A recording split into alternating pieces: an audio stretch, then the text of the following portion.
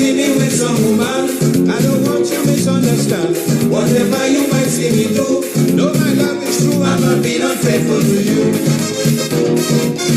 The woman that catch me within the bed, really didn't have no place to rest she had.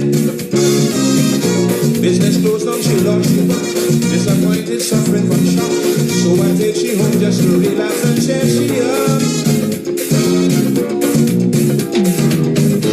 I'm exhausted, she said to me, boy, you're so tired and so sleepy.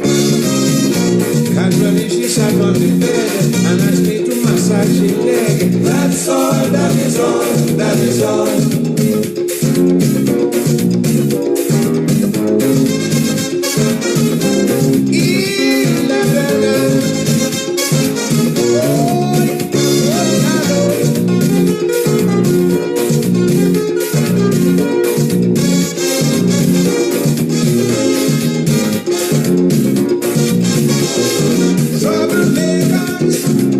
Spread rumors for confusion. Oh no, don't take them on. Just be trusted and don't do nothing. Try and understand. I'll never do you no wrong. Darling, you are never deceived. There is no need to disbelieve. Give your trust and your faith in me, and I promise you there'll be no infidelity. The lady you saw me with the other night, she and her husband just had a fight. I find it was really looking so bad. How the hell she closing the gap? She sit down there and start to cry like she going mad. The $2,000 I give to shame was to buy a sandwich and a coffee. Not another thing happened. Me and the girl ain't nothing. That's all, that is all, that is all.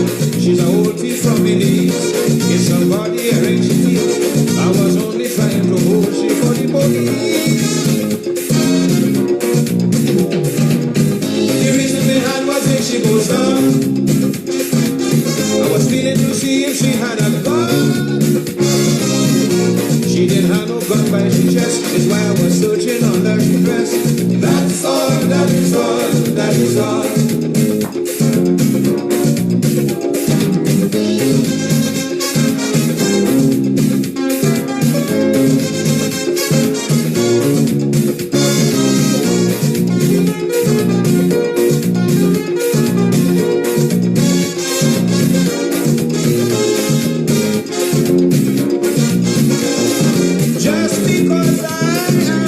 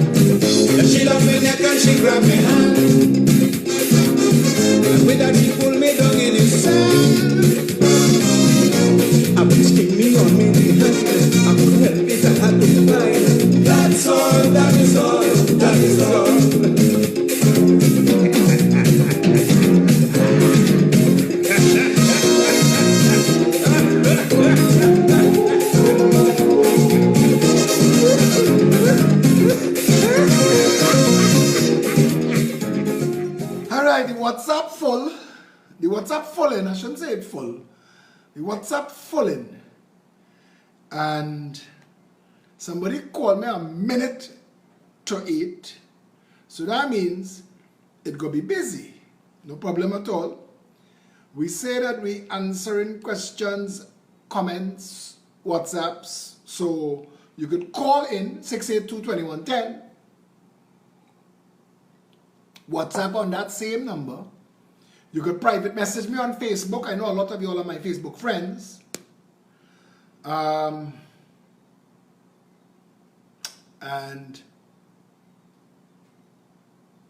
private message me on Facebook. WhatsApp me. You could call me. I think that's about it. Don't text. I don't think we will get notifications for texts.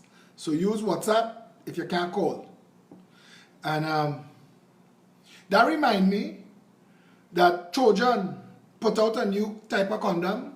It come in with a phone card. And they say if you can't come, call. No, that's an old joke. And it's not funny there. It wasn't funny there, it's not funny now. They said that joke so old, it come with a 25 cents for you to use a phone booth. Plenty people on this live don't even know what's a phone booth. Your boy trending on TikTok. Big. Let me tell you something. I was wrongly Savannah one night, about 2 days after having to go down in Diego Martin and do a video. And my son called me and tell me, you're blowing up on Instagram. Now, I didn't know what that whole sentence meant. Blowing up on Instagram. So he had to break it down for me. You're big, you're all over Instagram. With what? Gunman in your hole. Oh, Jesus Christ. What it was about. They took a clip from a whole video. Let me give you all the backstory. Richard Blaze called me the Wally morning, 7 o'clock in Diego Martin to say, boss man, nobody in Diego Martin or Pity Valley sleep for the night. They have a party going on from midnight up in Simeon Road. And it broadcasting, bass booming from Simeon Road to West Moorings. And so I tried to follow up and get information from that 7 o'clock contact when Richard Blaze called me. And I can't get no information. And people saying that they have police in the party, because I called in the police station to find out why the police not taking action. So then I find out the commissioner said for some reason a magistrate saw it fit to give a party, believe it or not, dance hall license permission to run till noon. So the people they was getting no reprieve. So I went down there to do a live video and put it on blast with the intention of it getting some information for the people. We got a lot of information. The EMA messaged me to say, boss, don't jam we too hard because it's one device for the whole of Trinidad. You see hundreds of millions of dollars they say that they spend, they lie, they thief out our money because we have one measuring device for Trinidad and it's in South right now. By the time it come up there, the party done. And I couldn't believe that. And from that day, I stopped jamming EMA personnel because they're making do under the circumstances of thief governments and thief public servants at the highest level who conspiring to say, we are buying pothole fillers. Look at here, 3 billion set aside. And the money spent, but no pothole fillers come. We are setting aside 900 million for bulbs, only getting free bulbs, money spent. Nobody can get a bulb. We're setting aside 6 billion from the Heritage and Stabilization Fund. Camille Robinson, outside man child, get a hamper. Nobody else get one yet. But the money spent. Anyway, come back to this. So I go down there to put people on blast to say, well, oh God, I had to get a reprieve because my mother living down there too. And she vexed. My mother vexed. And my mother's a quarter breed Portuguese. And I don't know if you know what I mean. But it takes long for her to get vexed. But when she get vexed, she vexed. So my mother tell me, I don't care what you do. That music gotta stop. Because people can't sleep. They can't sleep. And they're trying to sleep since the night before. So I'm gonna be on doing my live video.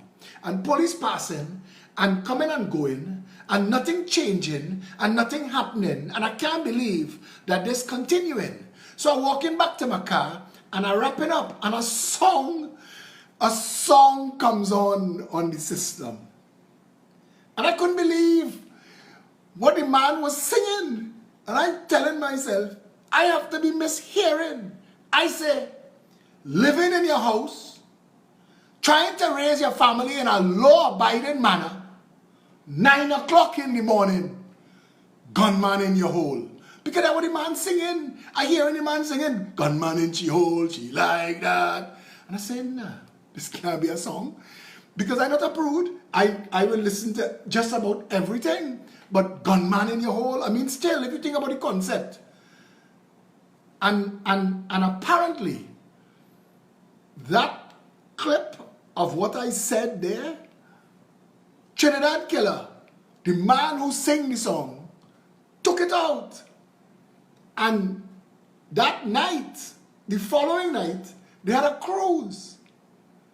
And a song was playing, and the song ending, and you're here because somebody gave me a camera, a phone camera video, and that video went viral. That video, that little clip, because the song finishing and it's a cruise and it's a zest cruise. I learned a lot of stuff. I learned a lot of stuff about what zest is and stuff. When we went, we became big in the zest. You know, watch now. We became big.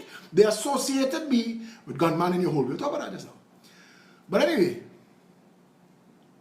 so the song finishing and the DJ play with echo and reverb or whatever you all call it nowadays, living in your house, trying to raise your family in a law-abiding manner, 9 o'clock in the morning, gunman in your hole, gunman in your hole, gunman in your hole, gunman in your hole, gunman in your hole. The crowd went mad and the song played and they mashed up this ass. The next day, they redid their YouTube video to include that. Now, nobody had talked to me. Nobody had said nothing. And I didn't know. I didn't know this was happening. So, the day after, where I was going with this conversation? I would be going all over the place. I'd be going all over the place and people be stopping me. People that you're not really expecting, but are in the politics and are doing a lot of videos and people say, I see you on the video. I say, what? Which one? You know, I'm thinking I do a lot of videos. But I didn't know. I didn't know. And then my son called me, taking me a walk around the savannah, and he tell me. So I called Satish, head of Pep Media.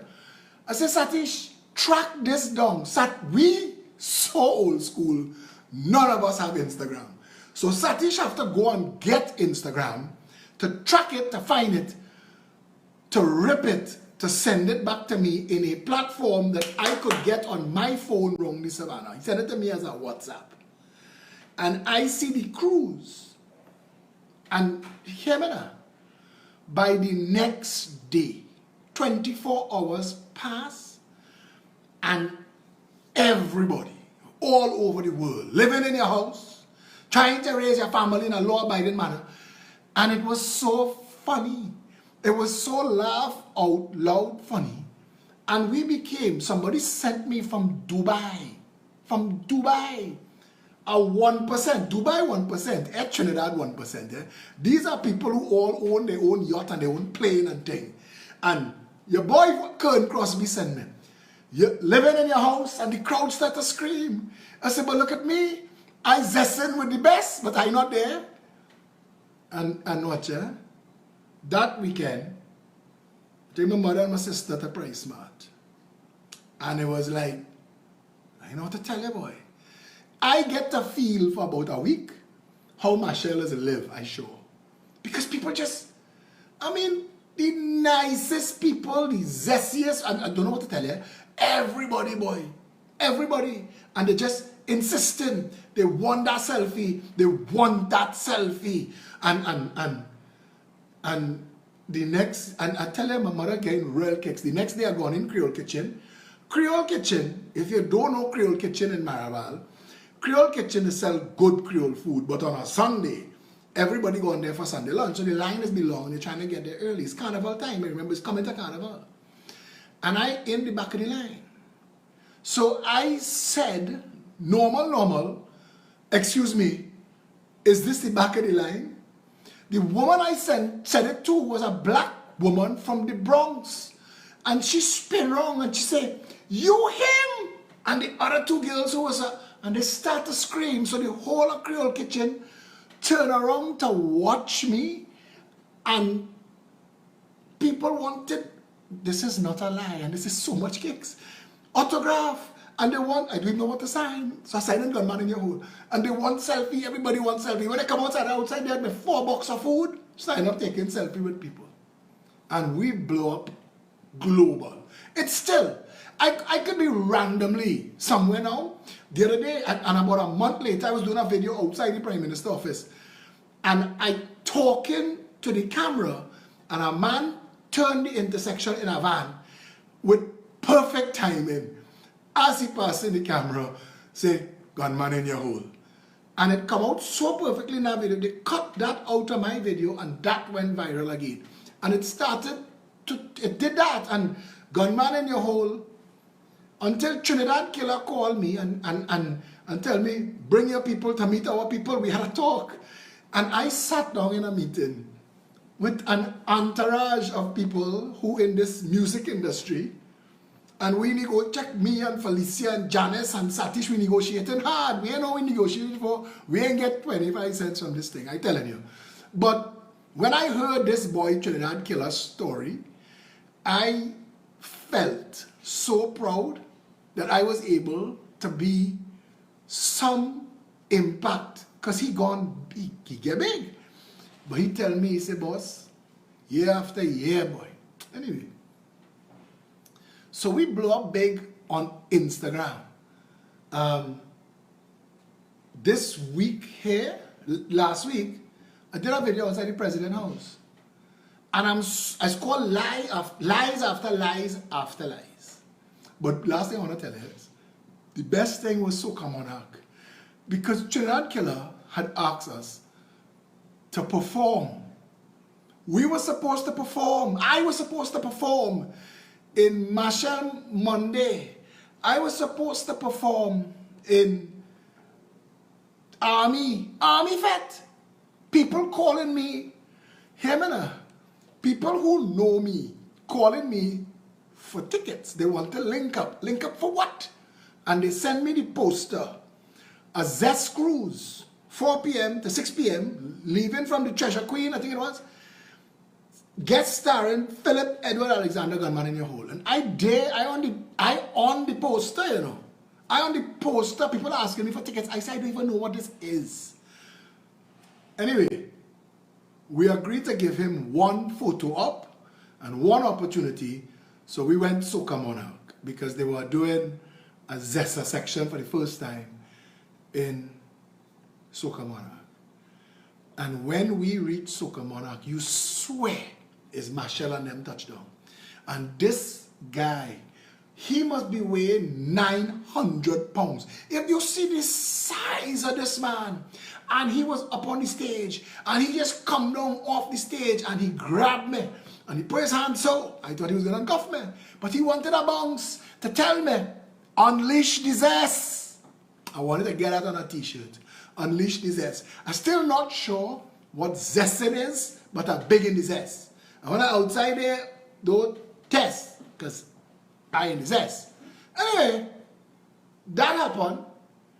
And, well, of course, the PEP members, especially the youth arm members of the Progressive Empowerment Party, well like themselves with Gunman in Your Hole. They trade on that. Boy, we make a calypso 9 o'clock in the morning. That was to say, "Gunman in Your Hole," you like that, but the whole country in a hole. I'll play that for you later. Anyway, last week, Phillip Franco, was it last week? I didn't know what day any day is anymore. Every day is day and every night is night, because every day feels like the same day now. But anyway, Phillip Franco and Gus Yosef and a couple of people doing some kind of protest outside Prime Minister, and I read that Gus Yosef said that they was intimidating them and the police coming to take their name and thing. I went down there and I do a little line with them, I do a little protest with them, but I didn't dare go there to do anything. But I was there with them, and while I was there, it it was calm and everybody was cool because I come and I set up my camera and nobody is stopping the car to be videotaped, breaking the rules or circumventing anybody's civil liberties or human rights. So Phillip, Ranko and Gus and them was happy. I didn't go the next day. And Gus had a problem with the police when I wasn't there. And that night, Stuart Young, Colm Imbert, Faris Al-Rawi, no, it was that morning, all of them, but listening to Terence Dialsing lie about a second wave coming, and my mother called, panicked, and I thinking, as use my mother as the yardstick to measure all the ladies outside there who don't really understand what's going on, so they're taking it straight from the news. And you know, CNC3 and TV6 cutting and pasting it whole. So they're taking, everybody watching this stupid press conference and listening to these clowns, the CMO and the Minister of Health, talk about the second wave. Now, I have been talking ad nauseum to explain to people, it's not possible to get a second wave in a closed country if the first wave passed. The only way for a second wave to happen is if you bring infection into the country. The virus is dead. In Trinidad, it's dead. They have nowhere for it to be hiding and incubating. You would know. You would know. And all the people who tell you, we don't know because we're not tested enough, I want to tell you, testing is not the important thing. Deading and falling down in the road and having to be rushed to Cora to put on ventilator, that's the mark. That's the mark. Because if it's only 1% out of 100 people having it, one will either drop dead or have to be rushed to Cora. You would know. We have nobody. We have nobody in any institution. We even import people, put them in institutions, them pass out and all. We have nobody. And the airport's closed. So I ask in the video, where the second wave supposed to come from, Terence, if we locked down 2 months now and the airport's closed? Where it coming from? Your mommy? Now I speak like that because that's who I am. And I know there are a lot of politicians out there living constant lies. But they say to be a good liar, you have to have a good memory. And I have a decent memory. I have a good memory, but not enough of a memory to remember the kind of lies them fellas lie. So I don't want to lie. I just want to be me.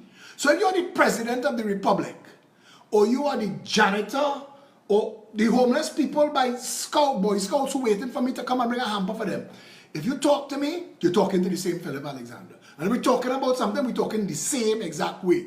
And that's who I am. But apparently, your mommy take off. Like pump your brakes, Susie. That had gone viral a little bit when we had put Susie Hadid in her place. And people telling me, Phillip, you're becoming the burn champion of Trinidad and Tobago politics. I didn't know what that meant. But this TikTok gone mad. And people just sending me hundreds of videos. Sending me hundreds of videos. You know when you know we jamming them hard? When you get all these little fake profiles on the thread, come just to disrupt the members on the thread. But let me tell you something. We have members here whose job it is to block them. So don't get distracted. If you see trolls, ignore them. Yeah? Anyway, if you see the videos, if you see the amount of people and the young people, and they again, it is the young people that just, and you know why I resonate? I resonate with two groups hard. I mean hard. I resonate with the elders who have no more time for bullshit. People has reached an age in life where, watch me, miss me with the bullshit, come straight. They have no time for skimmy-dimmy. They literally have no time. So, they, the elders, and I have a batch we call the Golden Girls.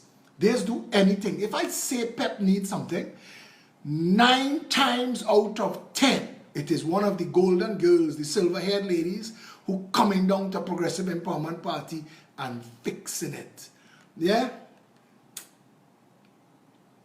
And fixing it. And we have to, alright, so I mean,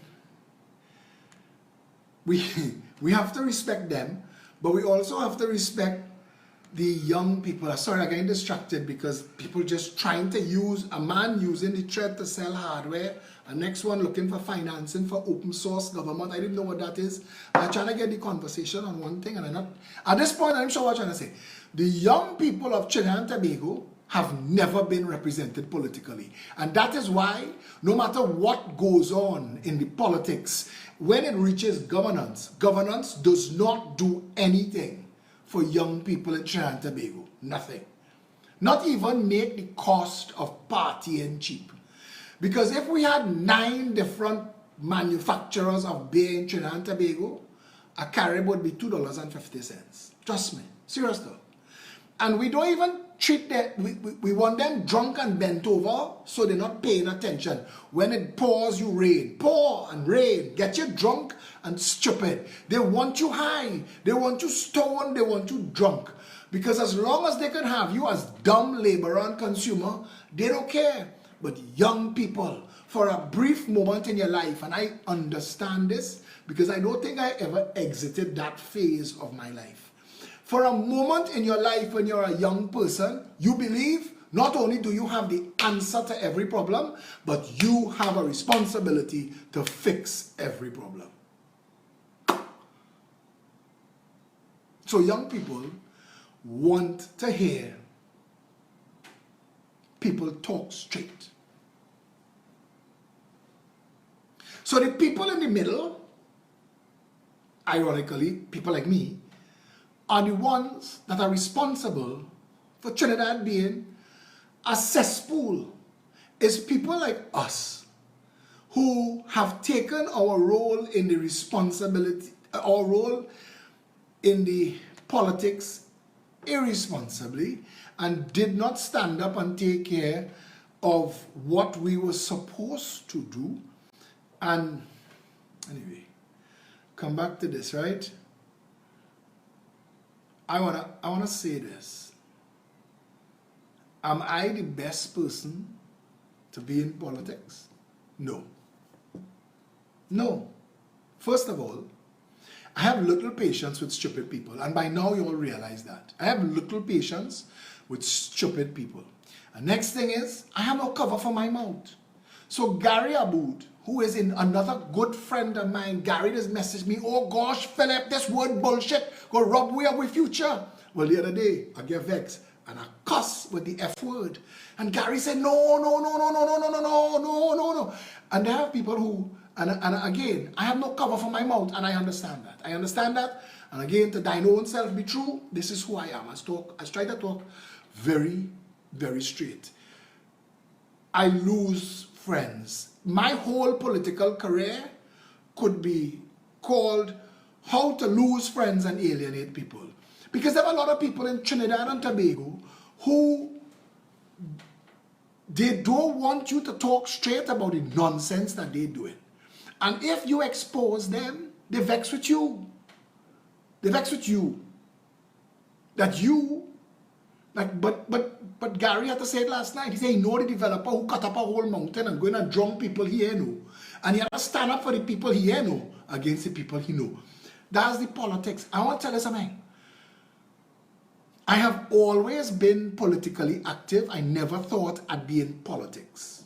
I've always thought that civil responsibility required civil action, and that I was one of the people on the ground. And I'd work on the ground, and I'd gladly work on the ground, and I'd help, and I'll do what I need to do. And I've been there for decades. I've been doing it for decades, and I'm happy. I was in the debate club in school. I was happy with it. I stuffed mailboxes with flyers. You all know what's a mailbox? You all know what's a flyer? Anyway, I stuffed mailboxes with flyers for the ONR that became the NAR. And we in this thing long time. And you know, we get into a cycle where the people that gave X in the start coming back to say, alright, I'm telling you, this is when you're dealing with people who are intrinsically good, who just jaded by the amount of bad they've seen, so they would think that all politicians are shittongs. And from the moment they hear that you're in politics, shittong, bandit, he did a con man, he did get money, whatever. And then of course, the PNM and the UNC, they're not helping because they're so trying to assassinate my character to silence my voice that the only thing so far that I have not done is nail Christ to the cross. But I have done pretty much everything else according to the PNM and the UNC. And every time Daniel Jackson was talking about it today, the cabal behind the PNM and the UNC ripping the skin in anger that the people of Trinidad and Tobago have adopted Phillip Edward Alexander as their champion, and I cool with that. And I very, very cool with that. We have a certain goal, we have a certain amount of time to do it. Let's work together. And I cool with that. Just know I am me. And where you see is where I get. But you know when they get vexed? Tonight I was taking a shower to get ready to do this show. And I was thinking this. Now I'm not the most overly religious person, but the 23rd Psalm came in my mind. Yea, though I walk through the valley of the shadow of death, I will fear no evil, for thou art with me. Thy rod and thy staff, they comfort me. Thou preparest a table before me in the presence of my enemies. Thou anointest my head with oil, my cup runneth over. In those days, the messenger would look for the next king and anoint his head with oil. That's what that line means. That's what it means. You see that line though? Thou preparest a table before me in the presence of my enemies. Thou anointest my head with oil, my cup runneth over. See that? In my head while I shower it. Now I come and look for that. I come and look for that. Because this is not my first choice, not my second choice, not my third choice. I am 53 years old. 53, my father is 77, 78. So I am gauging how much good years I have against my father and watching all the drama, because my father was jumping walls and running in the road and playing cricket just the other day, a blink ago, and now he cannot walk unless I hold him. And to get up from sitting, to put this man in a car, to get this man out of the car is drama, real drama. We took, this is not a lie, we took an hour to walk from the food court of Gulf City to the car park by TGI Fridays to get him in the car. So I look at him and I know I have so many good years left in front of me. I have worked hard. I have enough. I don't have too much. You all know me. People who know me, see me in the gym, know every other jersey I own have a hole. I don't mind that. I live cool and I live nice. I drive a van. I sold the last van after it worked for 5 years, my next van. I don't own jewelry. If you see me out eating, I like to eat nice, but my favorite things in the world, you all know, bhaji rice and pigtail, roti. You don't see me running down steak and lobster unless it's a lobster roti. That's a totally different experience. But for $75, that's a very good investment as far as I'm concerned. I get one roti a month. I want it to be a damn good roti. And Sharon Sajuddin family at Roti Cafe treats me well. And I am happy to go and buy my roti there once a month. Anyway, come back to this. And I know that you all are sending messages. So I'm going to start to answer all those questions just now. I didn't set out for this. I didn't set out to be a politician. When my son Joshua was born 26 years ago, we created the Jericho project.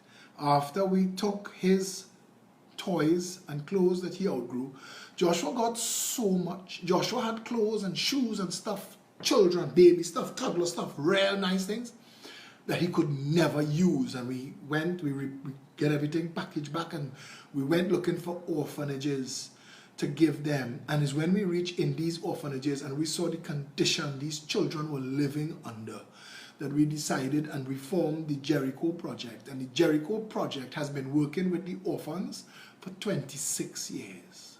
For 26 years, we planted a tree in the savannah. It is 16 years old now, and it is called the Jericho tree. It's across from the Archbishop's house. And that is a living reminder of how long we've been doing this. But we have a big event every year. I don't know if we will have it this year because of COVID-19, but every year we have a big event. Tara Dial, the chairman, she's the chairman of the Jericho project because I am fully into the politics. But we've worked hard at this, and the Jericho project dealt with the homeless. We moved on to helping the homeless and the disabled as well. And we did a lot of that, and we fought for the rights of the children. We kept fighting. We had every year we had a thing called the Akil Chambers Justice for Children March. And at its high point, we had about 25,000 people in that march. At Nicole Huggins, even park cars get bounced now and then. Anyway, when you realize that the problems that you're trying to solve for the homeless and the disabled and the orphans, and you can't get them the representation that they need from the government,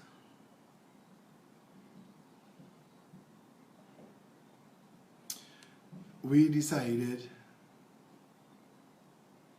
this has to go to another level. Having had some experience as a communications advisor with Gary Griffith, because I know Gary from St. Mary's College. I know Gary growing up.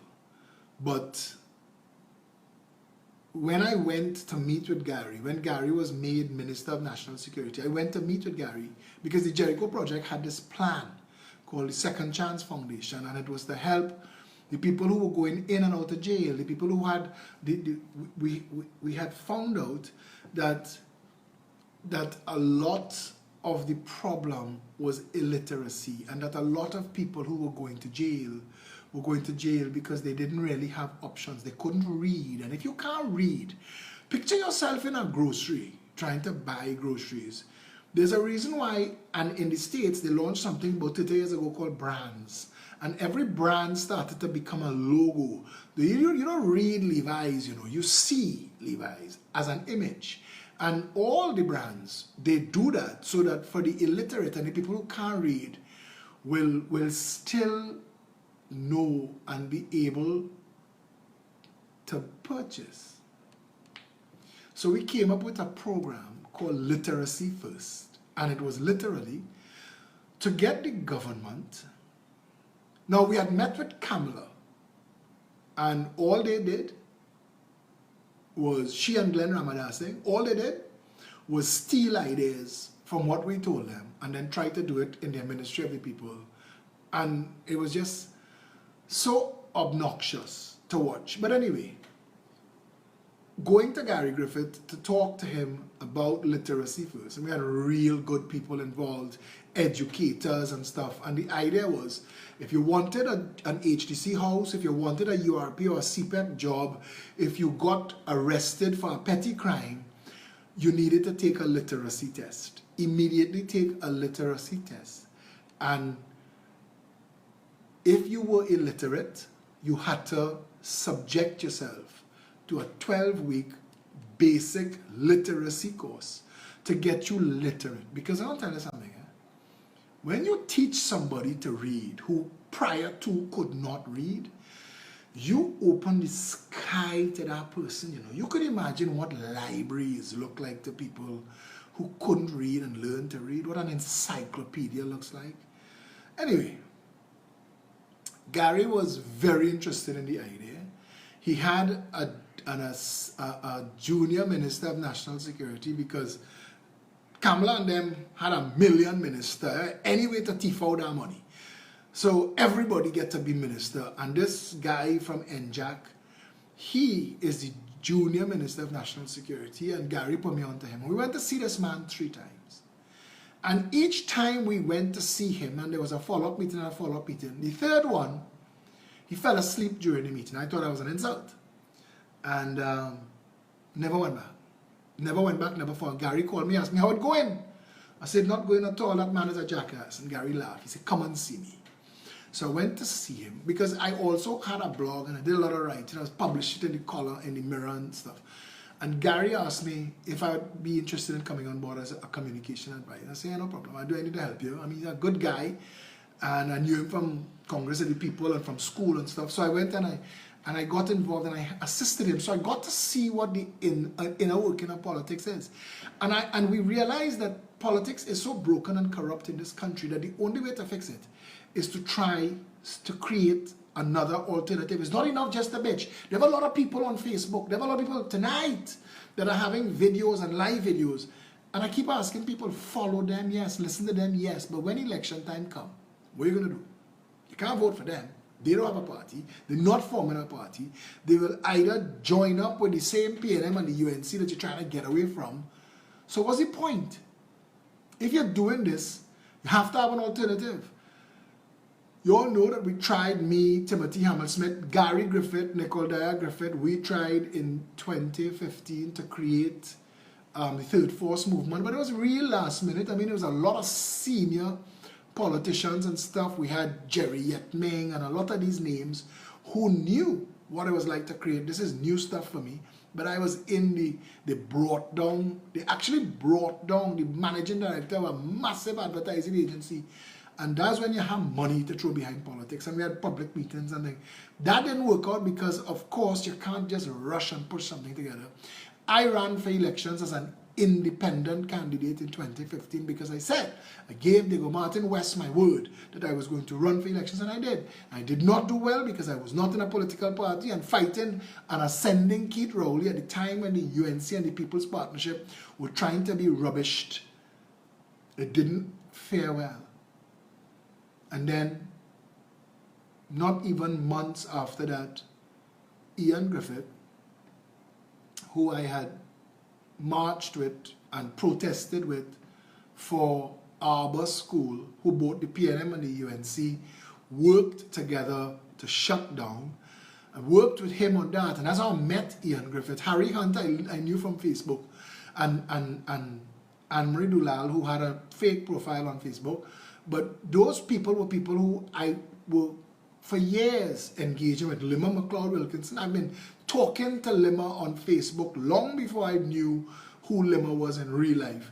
And we all started, me and Harry and Ian would meet every Wednesday and we would talk. And we decided that something has to change, something has to happen. We were going in the direction of a activist group, we were going in the direction of a political pressure group when it just snowballed and we went all the way. People were coming on board and we put everything together, and boom, January 18, 2017, we launched the Progressive Empowerment Party. This t-shirt I have on right now, my birthday is January 17th, and me and Kaifa Modest spent my birthday in Piaco trying to clear this exact jersey, all these jerseys, to have them for the launch. To have them for the launch of the Progressive Empowerment Party. And I want to come back to the point that I was making.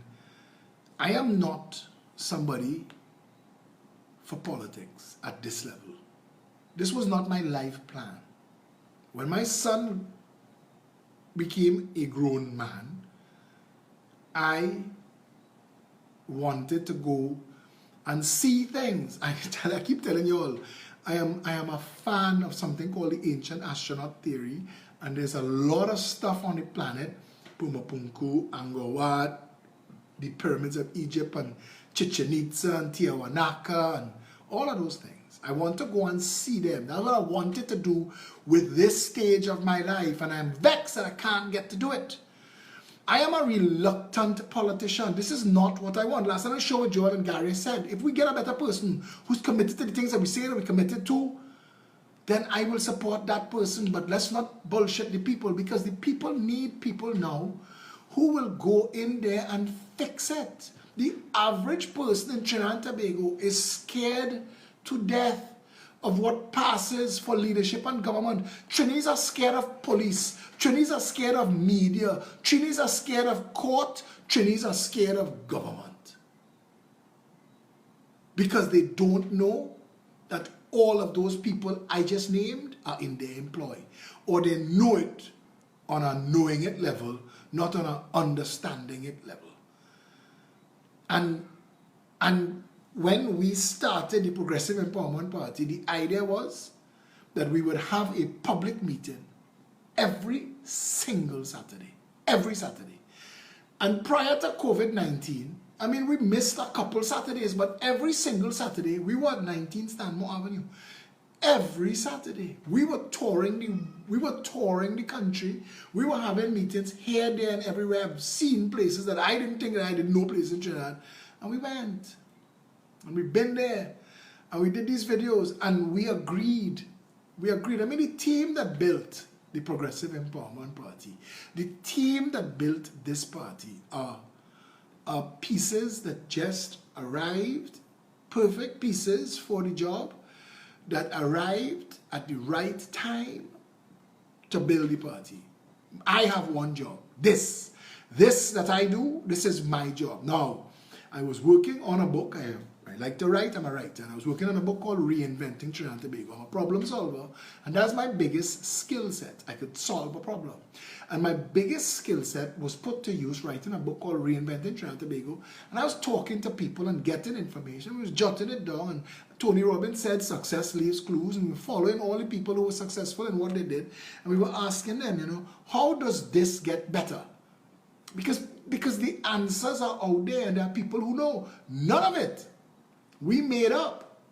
This is years of research, all of it. But as Steve Jobs said, Steve Jobs said, you don't recognize the different threads of your life. You don't recognize them while you're living them. It's looking back, you realize that all of it is weaving a tapestry for your present. And having all of the things and all the right people and having that information and everything be able to come together at the formation of the Progressive Empowerment Party, and all the good people come and take up roles, claim and go with it and take it forward, is the reason this party is as big as it is and the following is as big as it is, because we have structure and we have good people, and it seems like this was ordained. But don't think that I'm fighting this down, and I'm not fighting this down. I'm really not interested in fighting it down. And don't take this wrong. I love Trinidad and Tobago. I love this country. But I could easily spend the rest of my life touring the world and be cool with that. But my concern is all the people that I know and all the people that I love. And my father raised us. You have no idea how these people are, My father, my mother, 3-4 times a day, they had to call me on the phone. Look the last call before I come on the show. Read that, Dad. They don't stop. And my parents raised us a certain way. My mother's a pillar in the church and in Living Water community. My father was an activist all of his life, and he would do anything to help any independent activist. Clive Pantin, Lincoln Myers, all of them were his friends. My father was one of the few people who went and sat on the Hall of Justice steps with Lincoln Myers when people were afraid to do it. And he drilled something into our heads growing up. To whom much is given, much is expected. And I live my life like that. And I just telling you, because one day, my sister died. My sister died and she's gone. And it makes you think that one day is the last day you'll speak to somebody. One day is the last day you will hear from somebody. And you may not know that is the last day. One day will be the last day I do these live videos. One day will be the last day I'm in politics. One day will be the last day that I'm trying this. But right now, I am putting my all in it. Tonight, we were supposed to have guests that couldn't make it. Satish and I said, what are we doing? Night off? Feedback show.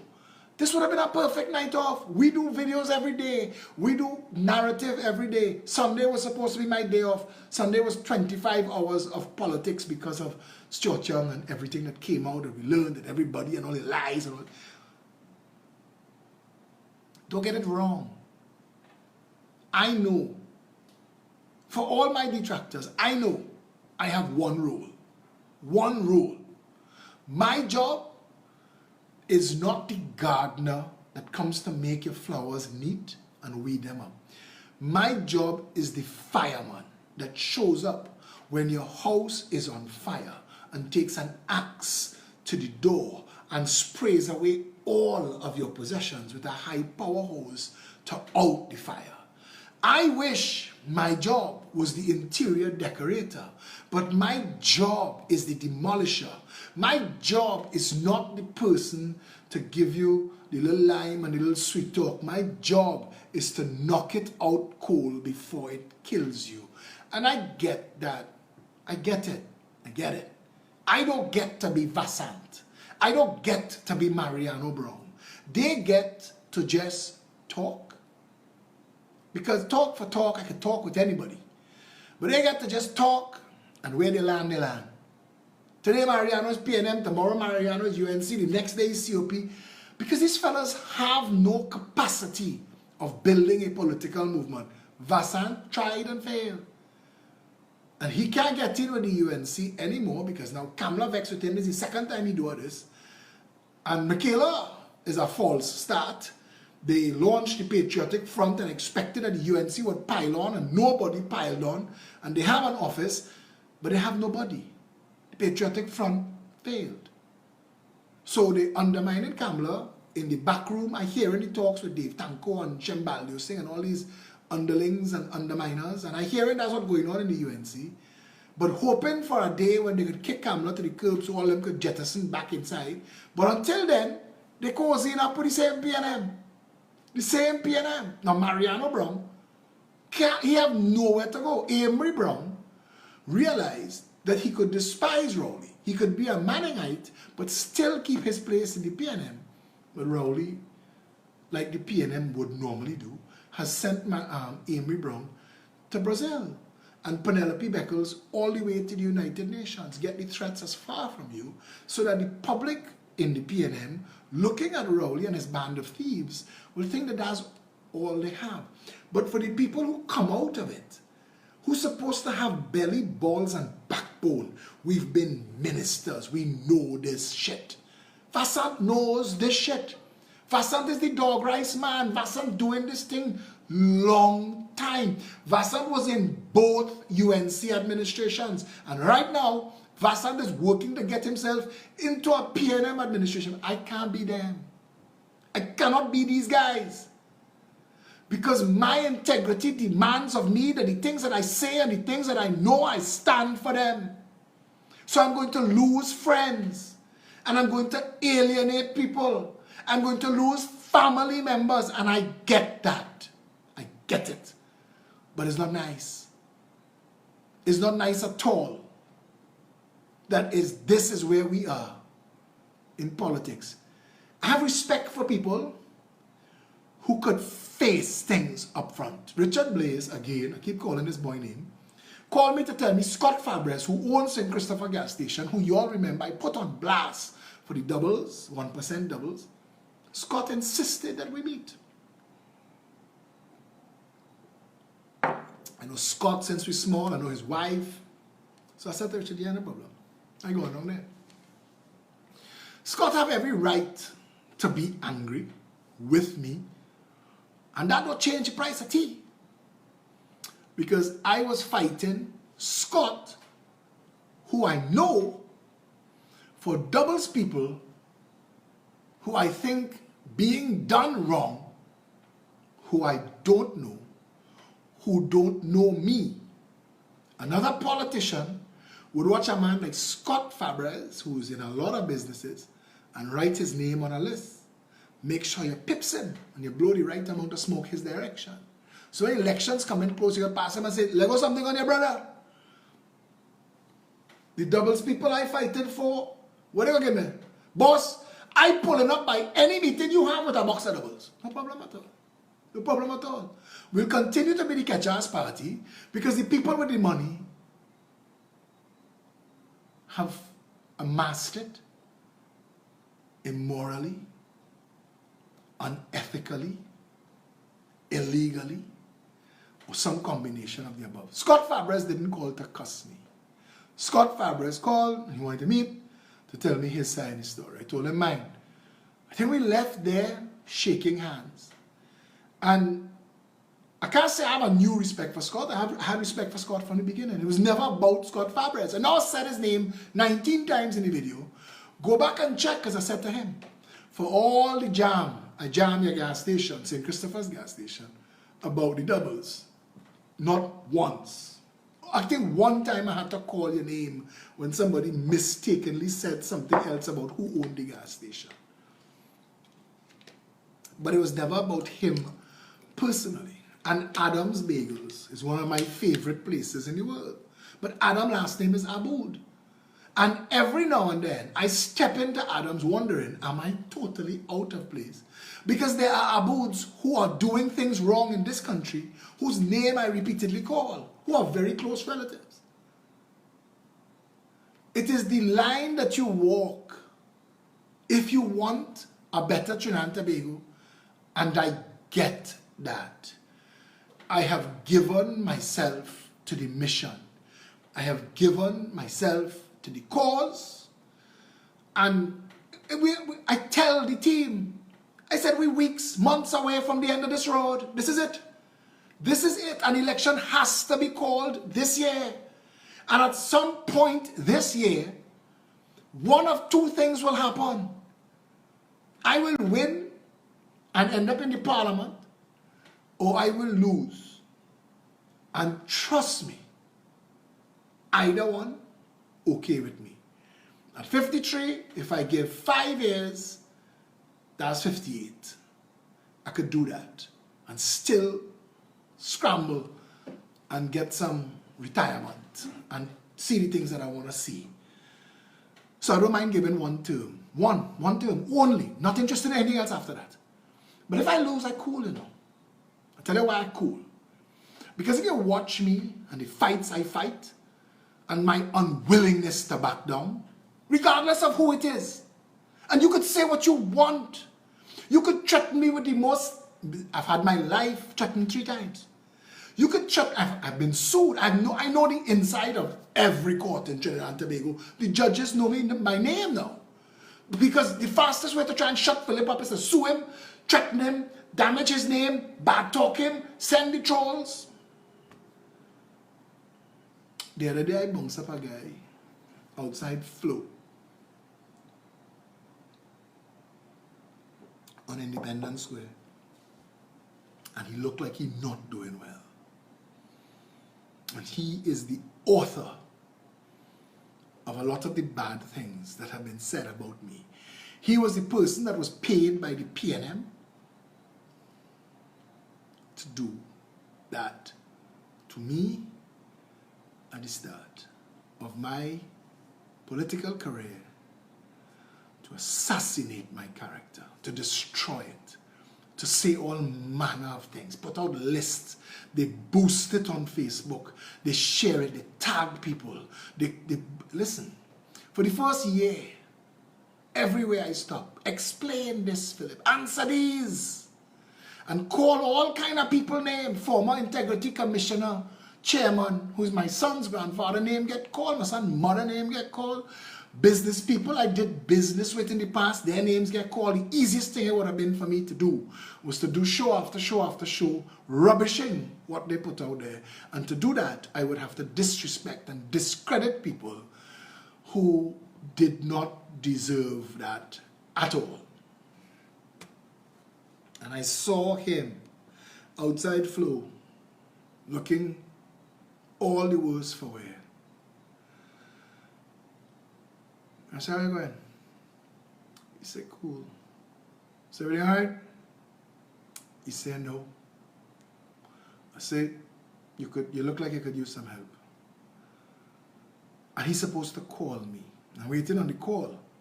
I'm saying this because I know he's watching the video because I just saw his name. I'm saying again, it is what it is. Call me. I'll help you, brother. I'll help you. Because there are better people than me in the world. I want to show you what I deal with on a daily basis. Someone sent me a message today, every single day. People call me with all kind of problems. But I want to read, because I just copied and pasted the message to Facebook to show them what people were putting up with. Good day, Mr. Alexander. I really need assistance. I had a small food place on Caroni Savannah Road. I was renting the land. Since March, we have been closed, and unfortunately, we had to close permanently as we ran behind on rent.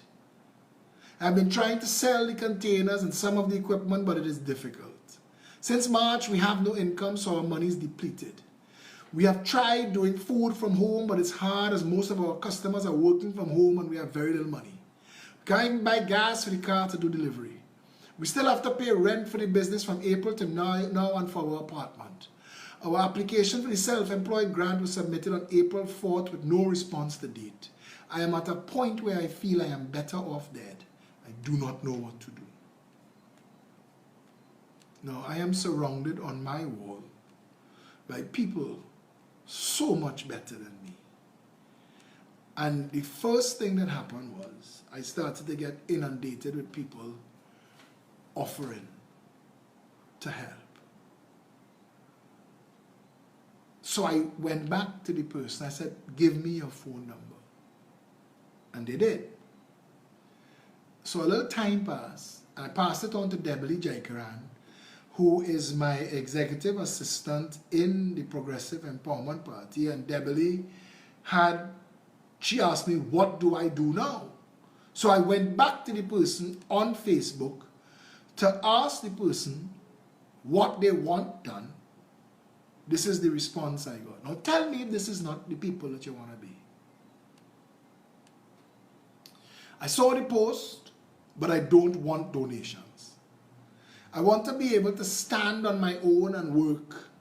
The problem is that I need money for everything. I need money to move the containers so I can stop paying rent. I need to sell them so I can pay off my rent and try to start earning an income. It's hard being a grown person and feel like you can't do anything to move forward. I've been working since I was 18. That's 34 years of contributions to NIS, PAYE, and health surcharge.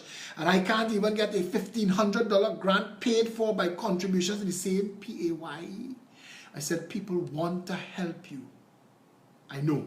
That's what the person said. I know. I just know there are a lot more people who can't help themselves and are worse off than me. I want to help, but I want help so I can help myself. Now, I want help, but I want help so I can help myself. Even if I get a handout now, in a month I'll probably be in the same position again. Closing the thread, the whole thread scrolled to the first time this person spoke to me. And the first time this person spoke to me was about a year ago.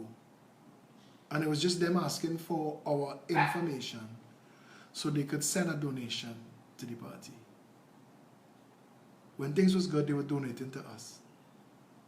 And I want to help, and this person is saying, and I felt that it's hard being a grown person and feel like you can't do anything to move forward. I've been through that.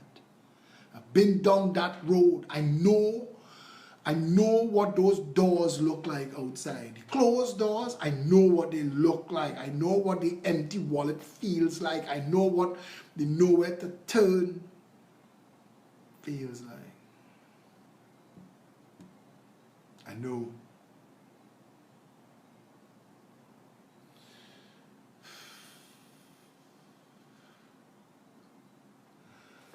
I'm going to answer a couple questions.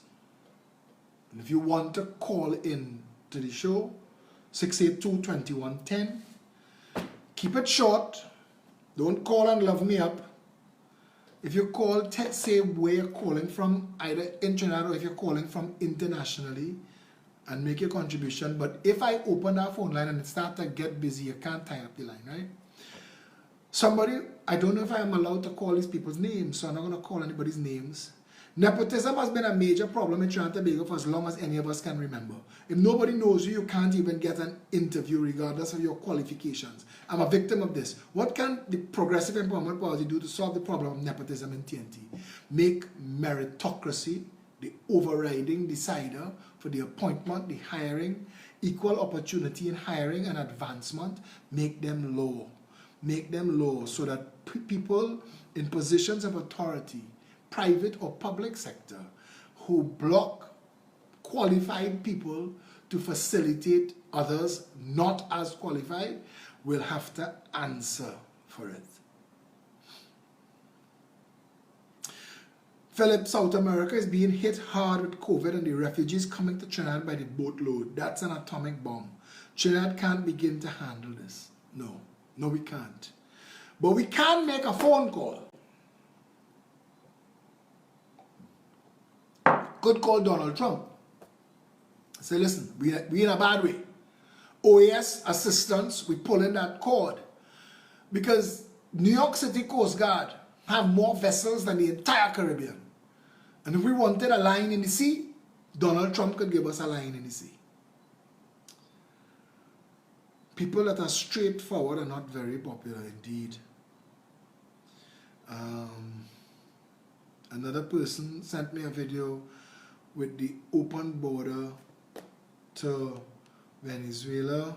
Somebody else sent, or Satish sent, a guy named Stephen Rock who made a song for Pep.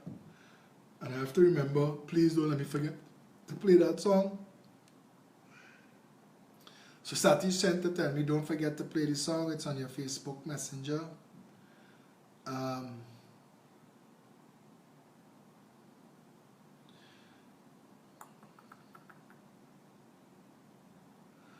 Time permitted, in the discussion tonight, could you elaborate on the PEP's plans for 1.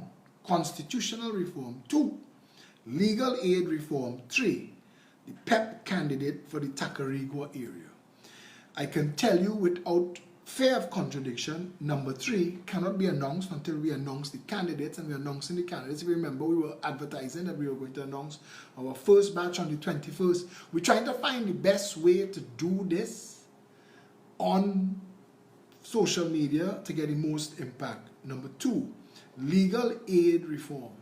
The best way to get the best lawyers working legal aid is to give those lawyers incentive. You can't pay them cash from a strapped legal aid system, but you could give them benefits. And you could do what you could to encourage them. And a certain amount of service at the level of legal aid and pro bono should be important to you moving from junior to senior counsel. And we would try to make that law. What is the PEP's plans for constitutional reform? Referendum, campaign finance reform, separate the legislature from the executive, and recall. In fact, the first one is recall. We say if elected to office, and we've been saying this, if elected to office, our first day in the parliament, we're going to go into the parliament and pass recall as law and not come out until recall is law. And what recall basically means is you've hired somebody to do a job in the parliament, and if they're not doing the job you hired them for, your vote could be recalled. You have to organize a petition to the Elections and Boundaries Commission to trigger a recall, and you can get a by-election in your constituency to replace your non-performing member of parliament. Separating the legislature from the executive basically means members of parliament cannot be ministers. They have to only be members of parliament and serve on committees of oversight for ministers. Referendum means there are things that, if it is important to the public, there are ways and means to trigger a referendum, which is a vote on an issue. And once that referendum is triggered, the two sides of the referendum, for and against, get to campaign, and they then have the responsibility to get people on their side of that point. And when that vote is taken, the public's position on the issue instructs the parliament. It doesn't go back to the parliament to be debated. It goes to the parliament as an instruction from the people. Campaign finance reform puts a cap on how much money could be spent on a campaign multiplied by 41 candidates. So if the cap is $100,000 and it's 41 candidates, $4.1 million, and if you spend $1 beyond the $100,000 in a constituency, that candidate is disqualified. That is our constitutional reform. We believe that those issues, more than anything else, will change the way. Once members of parliament know that the voters who put them there could fire them, the elected dictatorship. Jeremy Dubarry, don't play so much on the live now, please. Other people really trying to learn. The elected members of parliament, if they know that the public who voted them there could take them out, fire them, they will work harder. If a candidate running for election and a political party fielding candidates sending them up for election knows that a candidate could be disqualified for spending more than the cap, then they won't. Separating the legislation from the executive is simple and straightforward. It gives you oversight to CEOs responsible for the 9 critical issues of government. And of course, recall is important. Referendum puts the power of the decision making back in the public's hand.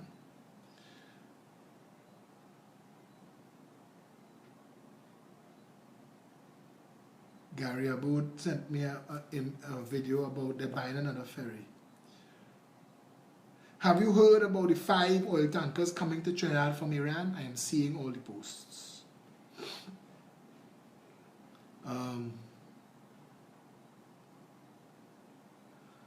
Right. People are also sending best wishes and lots of love and all that drama. I got a video of a guy swimming in a pothole. Jeremy, your whole family adding themselves to the WhatsApp group. Right, so I think basically that's it for WhatsApp questions. If anybody would like to, or did I forget some that I had read already? If anybody would like to, I am a new voter. Can you give me one reason why I should consider this political party, and has the party advocated for a national debate between all major political parties? My God in heaven, we would love an opportunity to debate everybody. Everybody. We want that. I don't know what to compare it to. We want that. We want that debate. We want a debate. But we don't want no sketchy debate. We want a debate where the public is involved. And we want a debate which suggesting one rule. Whatever is the length of time that a speaker is allowed to speak, turn off their mic when that time is up. They need, all people who take part in debates need to have discipline for the time that you're allotted to speak, and turn off their microphones, because it is unfair. Jonathan Kahn saying Westminster does not work, and yet Westminster, which was taken off of the Greek system of government, is one of the longest serving versions of democracy. The problem that you're having, Jonathan, believe it or not, is capitalism, which is a different system that has been laid on top of democracy and has taken over democracy. And it is the capitalist ideals that have hijacked democracy, that has damaged democracy. But one man, one vote is still the best way that we could run this world and run this country. And if we had a capitalism that demonstrated compassion, we would end this prescription for confusion. Good night, Philip. I missed the last statement about the MPs with respect to councillors who do nothing for their constituency other than help their friends and families. Are there still going to be councillors in each area? No. The Progressive Empowerment Party, if given a special majority, would abolish local government. We would abolish local government. We would abolish the regional health authorities. We would abolish the Tobago House of Assembly. We would abolish the precinct model of the police service right now and replace all of that with something called a constituency board of supervisors that will put the power of the cabinet back in the hands of the voter. And a constituency board of supervisors made up of 6 supervisors, the most important supervisors for your daily life: a supervisor of public works, public utilities, education, healthcare, national security. That's 5. Sorry about that. 5. Public works, public utilities, healthcare, education, national security. And those supervisors would have autonomous responsibility for the management of the things under their purview in that constituency. So the constituency would run like semi-autonomous states, and at budget time, all of these supervisors would appeal for funding, and they would explain why, and a negotiation would take place between central government and each constituency to identify what can be taken care of in the next fiscal year, and that would make up the bulk of the budget. Do you think your party can and is capable of reforming the government within 5 years? It depends on the size of the majority. The thing about missing the last statement about the MPs, we are looking for the best way to launch our candidates.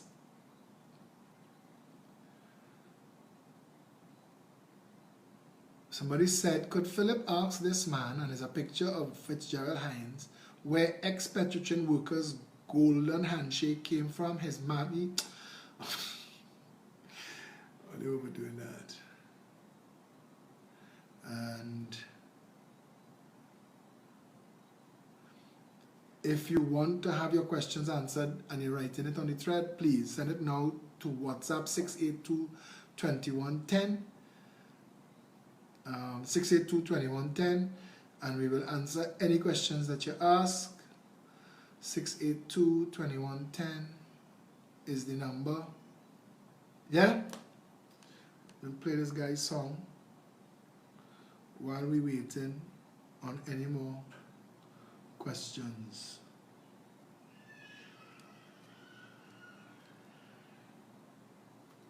Is Orange Revolution, yeah. Well, my name is Stephen Westside Rock. Philip, Edward, Alexander, big up. You're the only one to put an end to all this cloth stuff. Because it's too much games, too much messing with your brains. It's time for we to break all the chains. Too much pains. Hello, good evening, you're live.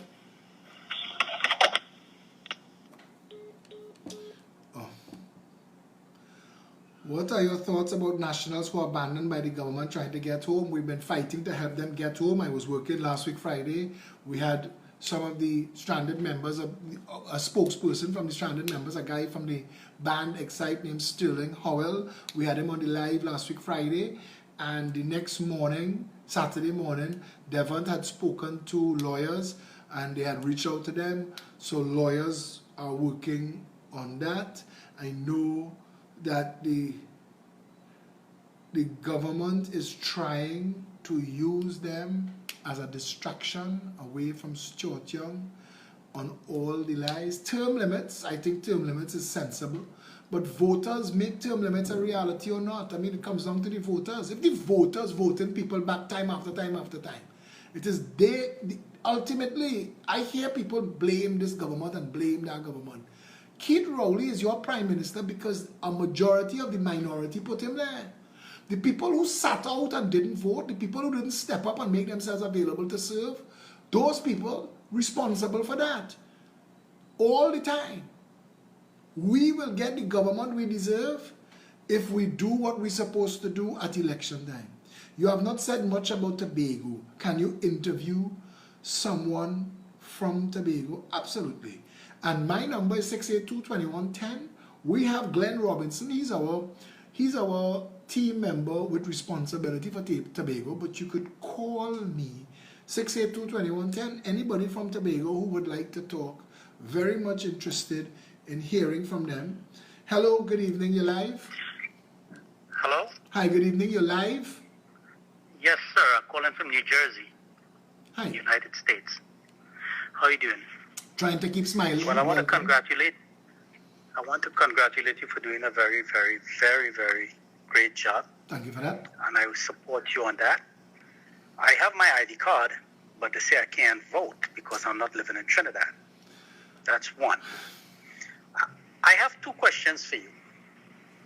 One, if you get into power, are you going to jail all those ministers and them who cannot give an account for the finances and the properties that they stole from the citizens of Trinidad and Tobago? That's one. And my second question is that the people that are living like in Bamboo and Valsain, that where the government gave them those rice land, lease rice land, agricultural land, are you going to legalize that so the people could, who is living there for 50, 60 years, are you going to regularize that for them to build a house? Because where they're going to go, people have their families and things down there. And people like Sabga and them boys and them who build that mall in Grand Bazaar there. I don't know if they have, legalization deed for that property. And, it's so sad to know that they could be legalized and get everything done their way. But the other people in that area there is suffering for every little thing. Thank you for that. I will listen to you after here. Huh? Yeah, I got to answer both. Thank you very much for your contribution. Thank you, Phillip. All right. One, the agricultural land is a critical and a ticklish issue. But we can't make these decisions in isolation. We have to make these decisions in consultation. And if something could be done that is better for the people and provide us with the opportunity to do the right thing where food independence and stuff is concerned, then that is the way we're going to go. With regards to the people who have taken advantage of the public's trust and used public office to steal money, we intend to create something called a RICO statute that will investigate, confiscate, and prosecute. And these are the ways forward for a country that has been advantaged by public office holders for all of our independent experience. And we want to go as far back as September 1st, 1962. We have some more messages here. It's getting a little late. And thank you for all of the votes of confidence. What about housing and roadworks, water, lights, under which supervisor would that fall under? Supervisor of Public Works, a supervisor of public utilities, a supervisor of education, a supervisor of healthcare, and a supervisor of national security. That tells you where all of those people fall. Hello, good evening, you're live. Hi, pleasant good night, Mr. Alexander. Welcome. I always listen to the program, and this is the first time I'm calling in. I just wanted to share an experience that happened just tonight with you. Could you keep and it probably like for the under 2 audience minutes? as well. Could you keep it to like under 2 minutes though? But no problem. Yeah. Right? So what happened tonight, I went to the St. James Hospital because a friend had serious back pains. I can't remember the exact term of the medical problem that she had. When we reached there, there's a screening booth with a nurse. So she told the nurse that she's having back problems in the past 2 days. But it's really bad. It's only tonight, because I went with her, she was able to even make it a health institution. Upon reaching there, this was after 8, they told her, the nurse said that this is accidental emergency and is not for chronic pains. So I'm thinking to myself, the health center is closed. They're telling the person to go to the health center. But the health center is closed. The person is in a lot of pain. How could you turn away somebody, even though it's not to say, well, it's a very or a life and death problem. How could you do that? We left there and went to Port of Spain. She actually got her injection and she's feeling a little better. But as you said, Trinidad. Yeah, that's good news that she got help, and our public health care is a cesspool, and I'm glad that she got some relief, and I'm sorry that that is your experience, and I hope that now that you've seen how stink and dirty this place is, that you'll come and try and help us, because we're really gonna need all hands on deck to make this happen. Of course, everything I can do to help with the PEP, getting into government, I appreciate it. Shoot me a message. Shoot me a Facebook message. Let me put you in touch with the team and get you fully actualized. Yeah. Yes, sir. Thanks very much. Thanks a lot for calling. Yeah. Only wait for the last minute. Do you also have a rep for Naparima? We have reps for everywhere. We're just waiting to launch and announce. I hope you understood how the and one I'll do a show about the constituency board of supervisors again. Wow, this is a long message. I can't read this long message, and I apologize that I can't read such a long message. Hello, good evening, you're live. Hello, this is Kenneth Luke here. Hey, Kenneth, how are you? I just wanted to say something about two things. One gentleman spoke about banking and banking regulations and reparations and that kind of thing. The Banking Act does take care of something called politically exposed persons. And within the ambit of that act, it defines some constraints for people who are either political or families, friends and close associates and business associates. And so that's the lever upon which that gentleman's question will be resolved. Thank you. That's the first. On the second one, the proposed programs for water, for instance. Let's take into consideration all utilities, because we don't plan to do anything with regard to remediation unless we do a full assessment. So the water resources within the country, let's use that as an example. It is clear that there are parts that may work, there are parts that do not work, or there are parts that are so aged that need total refurbishment. So we have a plan called Prime, and that plan takes us through 5 to 7 years of guaranteeing water in your pipe at percentages during that 5 years. So let's say in the first year and a half, we're talking about 23%. Right now, the Water Resources Agency cannot guarantee any greater than 16%, whereas that's Trinidad and Tobago, 32%. Now, this is based on their distribution, not on their catchment and retention. And our idea of catchment and retention is first world type water resources infrastructure to put water at height. And they have this in Laventil actually. Kenneth, you had a condenser though, because you know we are limited for time. I feel I have to bring you on a show just to deal with these specific issues in detail. Maybe sometime next week Satish will coordinate that. If you're okay with that. Yeah, but yes, I agree. But what I want to convey is we do have programs. No, I know that they get that, and we need to give them more information. But I'm just telling you that you had to condense it because time is the enemy right now. Okay, thank you. All right, Kenneth, thank you. That's Kenneth Luke. He's the chair of our advisory council and part of the team that puts our answers to those questions. Do you have a rep to replace Ramona? I like that question. Yes, we do. Satish Ramsaran, the head of PEP Media, has asked all of you if you could please visit peptt.com, www.peptt.com, and make a donation. We would love you even more. Can you repeat the number for the person to call in Tobago? My number is 682-2110. They can message me. Glenn Robinson, I will give them that number if they message me. Yeah, and I think that's it. Suppose the results end up with 15-15-11, with 11 being PEP. Back to the polls or coalition? None of the above. We all go to the parliament. And with each passing day, with each passing issue, they will debate and they will negotiate. And the Progressive Empowerment Party will give the authority of the people to whichever side best serves the people for that issue and that vote. And those who take an easement for a permanent right will be punished on the next vote, and we will show them how Parliament is supposed to work. When you get into office, what adjustments you have for Coast Guard, Army, Police, Air Guard, and prisons to be more effective. It is our intention to create the maritime security wall to secure this nation's borders and to put the Coast Guard to full work doing that. The Army and Air Guard to be condensed into something called Homeland Security, believe it or not.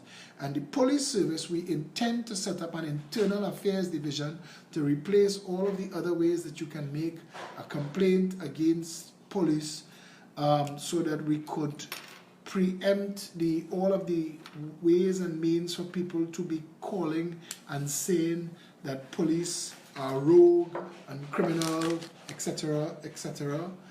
And excuse me a second, the staff has just dropped the tea. And yeah, so the internal affairs, the police service is important to work with a lot of the things that Gary Griffith is doing. Gary Griffith is one of the best trained national security people in this country, and we have a lot more that we hope to get involved, and some are abroad and volunteering to come back home. So yes, national security, but we plan also to put more honey than vinegar. And if you properly secure the nation's borders, end the drug trade that corrupting the country, and end the white-collar criminality, and make sure that everybody gets a fair share of the national pie and an opportunity to maximize their potential, crime should drop. We plan to have a zero-tolerance approach to crime as an incentive for crime to drop. See Singapore. Good night, sir. Just today I had that conversation about Wassa and Desal, and it would seem that Desal is supplying majority of water to Wassa instead of Wassa themselves. Could you repeat the water policies PEP plans to implement again? See, hold, treat, distribute. Capture, hold, treat, distribute. And desalination will become a thing of the past. Good night, I'm looking on from Italy. I'm a Trinidad and Tobago citizen hoping to come home. Just wanted to ask, what are your thoughts on the cruise ship workers? That is a criminal misbehavior by Stuart Young. A long list of things for you all to remember, these cretins at election time. How can the OWTU purchase the Point-of-Peer refinery and not disclose who their financiers are? But every large purchase we do here, the banks want to know our source of funds. I want to say this again. I want to say this clear. No matter what it takes, every single act that was committed by this government will be broken and undone.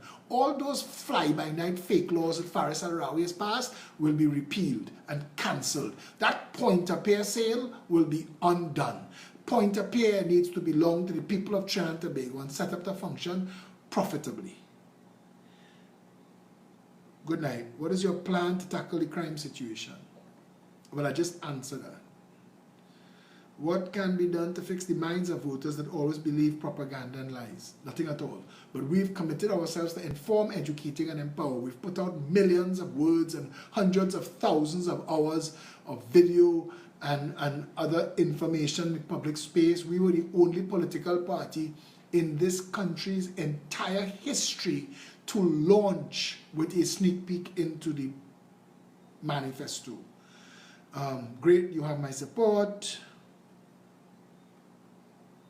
I think that's it. Yeah, that's it. Trinidad and Tobago, we, the Progressive Empowerment Party, belong to you. We belong to you. And it is your opportunity to use us as a tool to fix all that is wrong in the country. It's entirely your choice. What you choose to do next is up to you. And we, the Progressive Empowerment Party, set up here to serve you. Trains, sweet TNT. It's time for your change because too much again, too much messing with your brains. It's time for we to break all the chains. Too much pains, too much money down the drains. TNT, it's time for your change because so many suffer, so much a die, so many times we turn a blind eye. So much ball, so much cry, so much we catch, we tail to get by. So much a time we give them a blind. It's time we give someone new or try because too much have suffered, too much have died, too much of time we let this crap slide. Sweet TNT needs to be free. If you love your country, vote BEP. Sweet TNT needs to be free. If you love love your country, hey, vote PEP, yeah, vote PEP, it's that easy. Vote PEP if you love your country. Satish Ramsaran put this on YouTube. I just shared it for you. It's on the actual thread, and you could take that in. Somebody asked, what is the plan for election campaigning if the government keeps social distancing in effect for their advantage? It's not for their advantage. COVID-19 is actually a silver lining for the Progressive Empowerment Party. We gain because of their social distancing. Terrence Dialsing paint himself into a corner with his second wave nonsense. He can't back away from it now. I tell him you lie. I say you lie, you lie, you lie. You need to double down and ensure that you make sure people social distance. And every time you do that, Pep wins. Every single version of that, Pep wins. So yeah, anybody else, I think that we could call that it, but I promise to play this. Hey, there we go.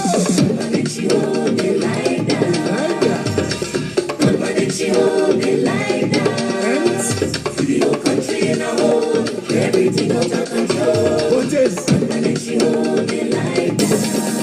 Check it out. 9 o'clock in the morning. Nigel Singh. A government cannot declare a long-term state of emergency. The police service and the army are constitutional organizations. They function like the court as arms of the constitution, not of the government. The government could say what they want. 1.4 million of us step out into the road. Don't make joke with them kind of things. Stop believing nonsense. The government can't call foul. They can't call goat. Call a state of emergency. They are they have 6 weeks under the constitution. Stop being afraid of these jokers. That parliament not doing that. 9 o'clock in the morning. 9 o'clock in the morning. 9 o'clock in the morning.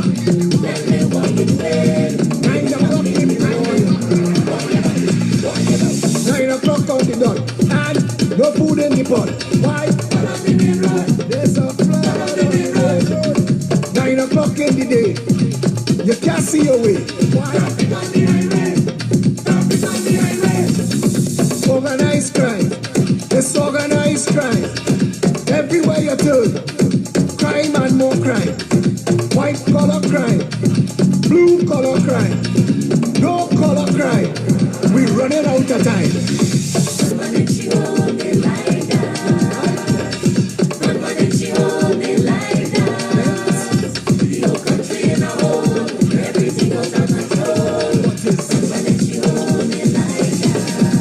There we go now. 9 o'clock in the morning.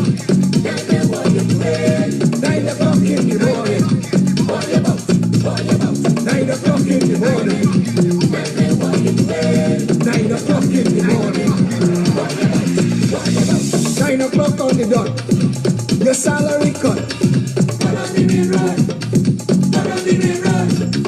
9 o'clock in the day. No way to get paid. Traffic on the highway. Traffic on the highway.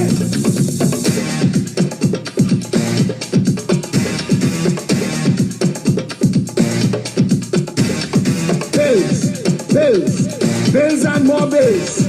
Bills, bills, bills and more bills. Nothing to work, nothing to work, nothing to work, nothing to work, nothing to work, nothing to work. $3 trillion spent, nothing to show. That's how it go in a land named Trinidad. Check this. Nothing to work, nothing to work, nothing to work, nothing to work, nothing to work. Public health fail, public works fail, local government fail, central government fail. Nothing to work, nothing to work, nothing to work, nothing to work, nothing to work, nothing to work. 57 years, tears. 57 years, praise. Nothing to work, nothing to work, nothing to work. No bread in the kitchen, no gas in the car, no water in the pipe. Everybody by the bar, hole in the pavement, hole in your shoe, hole in your wallet.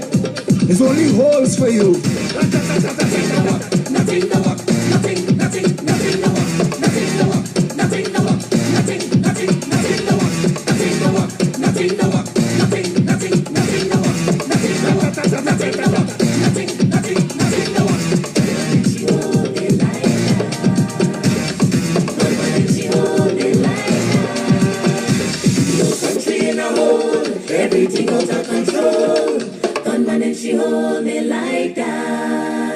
Right. So we're going. This is massive cosine, and I'm giving you an account. We have to bring that song to a quick close. That was not what I wanted to set. I misset what was supposed to follow up. That song was supposed to be Kurt Allen, because Kurt Allen actually assisted me with that song, Gunman in Your Hole, Nothing to Work. Trinidad and Tobago, going forward from here, the best way forward for us is to come together as one people under one flag. The reality does not change. The numbers do not lie. Facts and information, facts and data. Look at the country. Explain to yourself how Trinidad and Tobago could be so wealthy with resources, so perfectly located, that at the same time we got independence, Singapore got independence, and they were worse off than us. And they didn't have none of the things that we have. Their GDP is 322 billion US a year. Ours is 22 billion. They have zero crime. We killing 500 of our people a year. Their economy is the most competitive economy in the world. Our economy broken and in debt. They are half the size of Trinidad and Tobago. Explain it. Explain it. Explain it. Just explain it. Nigel saying, the Speaker of House couldn't have been put under house arrest. Manning broke the law. When Keith Sobian hanged the guy who was Glenn Ashby, who was eating the mango, Keith Sobian broke the law. Stop quoting people who broke the law. Read the law. I am telling you what is the law. You telling me what people get away with. Which one you want to talk about? Anarchy or the rule of law? Let me know, because we can argue anarchy too. But the rule of law states they cannot do it. There is no such thing as a limited state of emergency by law. Okay? So don't tell me what they got away with. They got away with running billions of dollars of cocaine through this country. They got away with building empires on laundered money. They got away with all manner of madness. 42,000 illegal guns in the country. 57 of our women admitted to being human trafficked. All of that happened. All of that happened. They took $20 billion and gave it to Clico. They took $41 million and invested in a disco around the savannah. Apsara. You want a running list? We built $1 billion Caroni Racing Complex. When last year went there? Never. Because they never get past the foundation. They thief all that money and gone. And build O'Halloran Towers in Scarborough in Toronto. We give people gas station licenses based on kickbacks, and I don't know if that's done to this day, because it's only political operatives getting gas station license, it seems. So tell me, we're running up debt and writing off debt. We can't investigate and prosecute AV Oil. We can't investigate and prosecute Cambridge Analytica, but we can jail people for swimming in the sea by Bayside Towers. I want to tell you something, the country broken, and I know it. Don't tell me. That's why I'm here tonight. Tell me what you're willing to do to come aboard and help. Let's not state the obvious what they did. I know what they did. That's why we're trying to do this. Trinidad could be a better country. All of us need to put our foolishness aside, our ego aside. Ego just rip this place apart. And anybody who could do what I do, don't waste a minute. Start now. Start now. That's why I laugh at the people who go on their live videos to bad talk me. I am not in government. I am not in opposition. But you spending your time on me. You spending your time focused on me. Anil Roberts doing a show to tell people the PNM have now thief more than Kamla. Government is known to have thief. So you could go back to Kamla. That is the logic. That's what put Rowley in place, because Kamla government had thief more than Manning government had thief, so you could put Rowley. And that is the bullshit they're selling y'all. And y'all buying that bullshit hand over fist. And that's why we are where we are. So don't give me the list. I know the list. I tell you the list. $500 million to repair the Red House. And to justify repairing the Red House, you're going to move the Hall of Justice and put it in the waterfront that was built to be something that nobody else knew about. You're living in a country where the Prime Minister lied to the public and said, we sold fuel to Aruba, not Venezuela. And Aruba say, you lie, you never sold me. Prime Minister went to his press conference and said the United States of America is not investigating us. Stuart Young said at no point in time in my conversation with the ambassador, not no underling, the ambassador at no point did he raise the treaty. Forced the ambassador to step out of his crease diplomatically and release information into the public space on a United States of America letterhead saying that Stuart Young lied.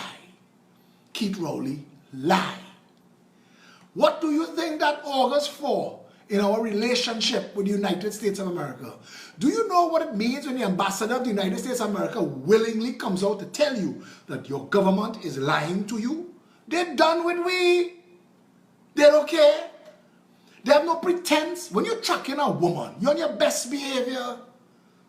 You don't dig your nose and fart and dress all how. You're smelling sweet, you're bad, you're trim. America treating Trinidad and Tobago right now like go if all you wanna go. Go. Go. And we will be the most dotish bunch of lunatics. Because as of this point, the question now that I want to ask, Asha Javid said, she saw a contract. The Express newspaper misled this entire nation and published that Asha Javid saw a contract. But Aruba says no contract exists because we didn't buy no fuel from you. So what contract is Stuart Young talking about that contains a mythical clause to prevent Aruba from selling the fuel that Aruba bought from Trinidad to Venezuela when Aruba said they'd never bought no fuel from Trinidad? And what contract did Asha Javid say? Or was Stuart smoking some of his stepdaughter's leftover drugs and give Asha a talk?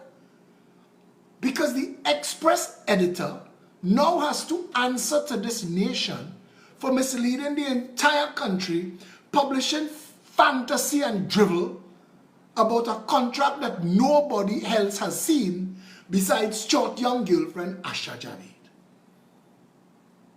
Because the seller say there's a contract, the buyer say we never buy nothing from you. I want to tell Trinidad and Tobago something. This is my assumption now. And I believe that this is the truth. Trinidad and Tobago did not buy no fuel. A gang of Rowley and Stuart Young friends fronting for them, buy fuel and ship it to Maduro. And Delcy came here to pay the bill. And they pay for it in gold that came on the second plane. And Rowley and his friends have that now hide away. Because no contract exists. And everything that has been said so far has been nothing but an outright lie. Trinidad and Tobago needs to ask, the Auditor General needs to step into this. Where is the invoice that Trinidad bought fuel? And where is the invoice that Trinidad sold fuel? Those two documents and the contract that Stuart Young talking about, those three documents are important to the conversation. So Rowley, Stuart Young, and whoever else wants to step out the crease, miss me with all your bullshit. Miss me completely. You all are liars. Lie upon lie upon lie. Everything is a lie. Everything you said was a lie. You have damaged our relationship with the United States of America. And to any Trinidadian who want to say F America, no problem at all, no problem at all. But if you're putting on Netflix tonight, change that idea. Because that is America. America just shut down DirecTV and AT&T in Venezuela. Understand what you're going to lose. If you like KFC at all, forget that. If your family want to go to Disneyland, forget that. You ain't getting no visa. If all the things that you think that you enjoy, that whole lifestyle, that whole KFC, Subway, McDonald's, Starbucks bullshit, I don't buy it, somebody else is. All of that gone. All of it gone. Your Levi's jeans and all that shit, you're buying knockoff made in China. So when you squat, it busts and it's gone. Buy 3 one time. Or better yet, it made in Russia. So it chafing you because it make with sandpaper.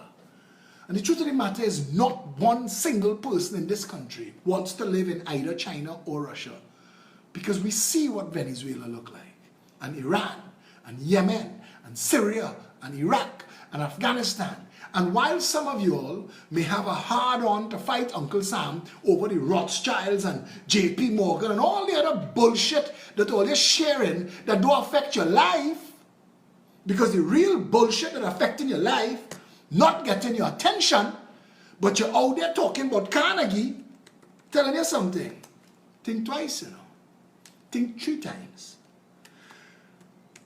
Because Trinidad and Tobago, America don't need Trinidad and Tobago. You can't give it all away. America don't need we.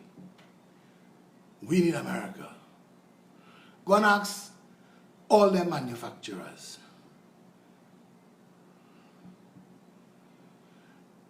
I want to take a minute to thank Kenneth Luke, the head of our advisory council, for taking the time to come on the show to give us advice when he and his family are reeling from the untimely death of his only brother. And on behalf of your family in the Progressive Empowerment Party, Kenneth, please accept our sincere condolences. We wish him a well-deserved rest, and that you and your family would find peace in this hour of tragedy.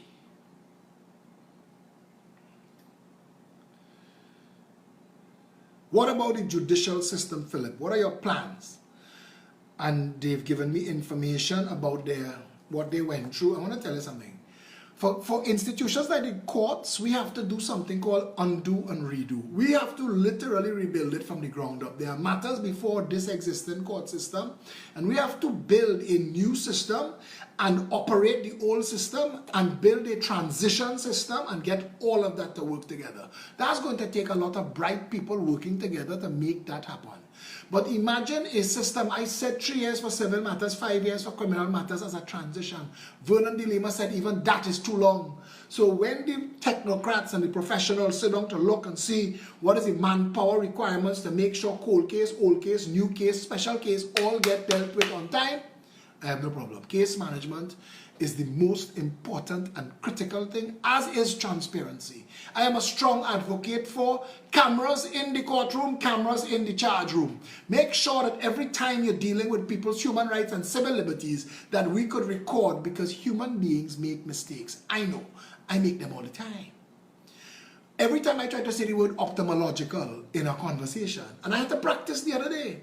That is my, you ever see the video the guy saying, in the beginning, in the beginning, in the beginning, you ever see that video? My own is ophthalmological, and I get it twice, boom. But normally, I can't say that word. Yeah? Everybody, hey, listen. Miguel Guevara, everybody know how to find me. Anybody who wants to volunteer to help rebuild Trinidad and Tobago, we are very interested. Very, very interested.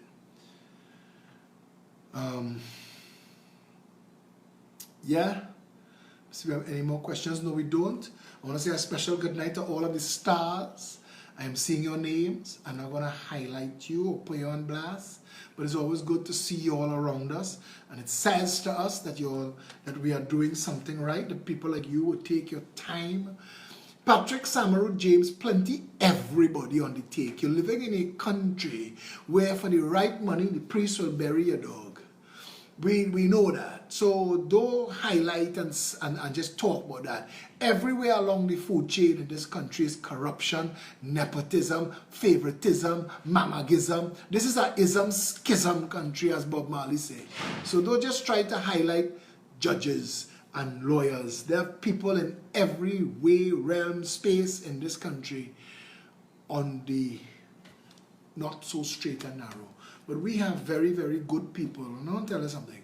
The power of the Constitution, stewarding the power of the Constitution, is the function of the government. The well-being of the citizens of the country is the purpose of the government. And stewarding the functioning of the Constitution is important, and you need to understand what that means, and you need to make sure that the people that you put there are people who are capable of doing that. The commitments that people make politically must have timelines, budgets, and measurables, so that you will know, if I tell you that we're going in there to solve water, we must solve water. We tell you we solve water in 36 months. Good, 36 months. Don't wait till the 35th month.